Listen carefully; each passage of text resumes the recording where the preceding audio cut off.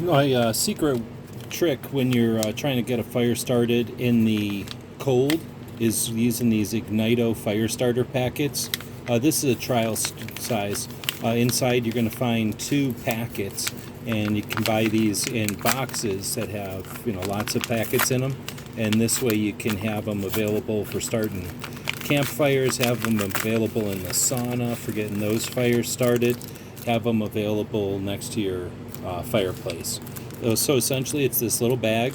You light it, it gets going, it lasts for 15 minutes, there's no odors or fumes, and it'll get charcoals going, it'll get fireplaces going, and campfires going as well. It's called the Ignito Fire Starter Packet. Check them out if you haven't. It's a secret fire starter. Get things going.